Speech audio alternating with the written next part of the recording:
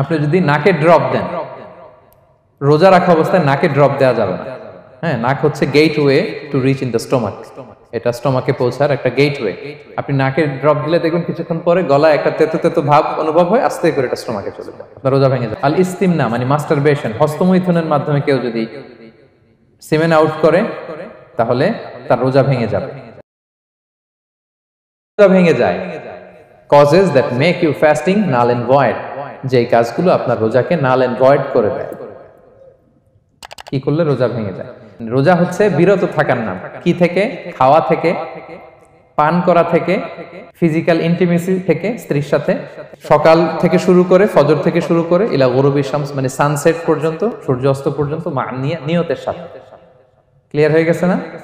তো এই সংজ্ঞা থেকেই তো বোঝা যায় কি করলে, খেলে রোজা ভেঙে যায়, ড্রিঙ্কস করলে রোজা ভেঙে যায়, বিবাহিতরা দিনের বেলায় ফিজিক্যাল ইন্টিমেসিতে গেলে রোজা ভেঙে যায়।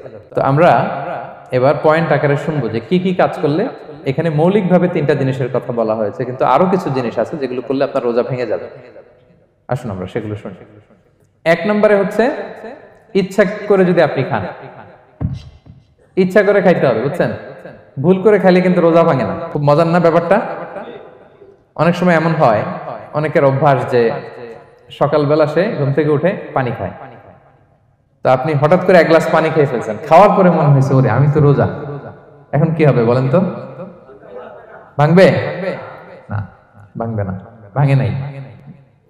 শুধু 1 গ্লাস পানি না, ভুলে যদি 1 প্লেট ভাতও খেয়ে ফেলেন, ভুলে, রোজা ভাঙবে না। তো রোজা অবস্থায় এত বড় ভুল অবশ্য কেউ করে না। তো ভুল করে যদি কেউ খায় তার রোজা ভাঙে না, অথবা জোর করে যদি কাউকে খাওয়ানো হয় রোজা ভাঙে না। ফোর্সফুলি খাওয়াইলে ভাঙে না, ইন্টেনশনালি যদি কেউ খায় রোজা ভেঙে যায়। ক্লিয়ার? 2 নাম্বার ড্রিঙ্কিং ইন্টেনশনালি, যদি পান করে ইচ্ছাকৃত, রোজা ভেঙে যায়।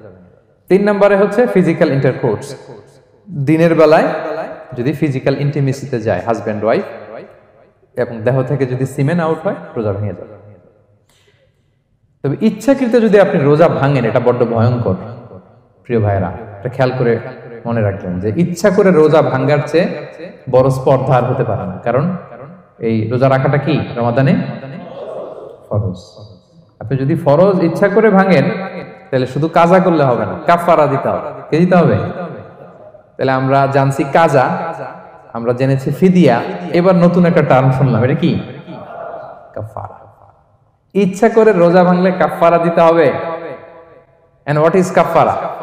কাফারা হচ্ছে টানা 2 মাস রোজা রাখা একটার জন্য। পারবেন? রমজানেরটা রাখতে তো খবর হয়ে যায়।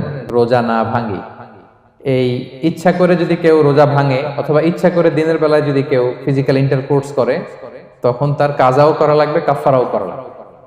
এই ভুল যেন আমরা কখনো না করি, মনে থাকবে? গেল 3টা গেল। আর কি করলে রোজা ভেঙে যায়?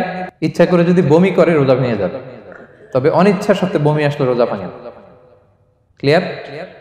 রাসূল সাল্লাল্লাহু আলাইহি ওয়াসাল্লাম বলেছেন মান দারাআহুল কাইউ আই গালাবাহু ফালাইসা আলাইহি কাদা। কেউ যদি অনিচ্ছাকৃত বমি আসে কাজা করা লাগবে না। ওমান ইস্তাকা, কেউ যদি ইচ্ছা করে বমি করে আমদান ফালিয়াখদি, সেজন্য এই রোজাটা কাজা করে। আচ্ছা, 5 নাম্বার হচ্ছে আল ইস্তিমনা মানে মাস্টারবেশন, হস্তমৈথুনের মাধ্যমে কেউ যদি সিমেন আউট করে তাহলে তার রোজা ভেঙে যাবে এবং এটার জন্য কাজা কাফারা 2টাই লাগবে। 6 নাম্বার স্মোকিং। স্মোকিং যদি রমাদানে কেউ করে রোজা কিন্তু শেষ। এদিকে আমার মাসালা শেখায় না নতুন করে, অনেকে অনেক ডানে বায়ে মাসালা করে যে হুজুর এটাতে এই, ওটাতে এটা তো ধোঁয়া, এটা তো এই না। স্মোকিং করলে আপনার রোজা ভেঙে যাবে, কারণ এটার মধ্যে এমন পার্টিকেল থাকে যেটা আপনার ভিতরে চলে যায়, সো আপনার রোজা ভেঙে যাবে। খবরদার স্মোকিং করবেন না। 7 নম্বরে আপনি যদি নাকে ড্রপ দেন, রোজা রাখা অবস্থায় নাকে ড্রপ দেওয়া যাবে না।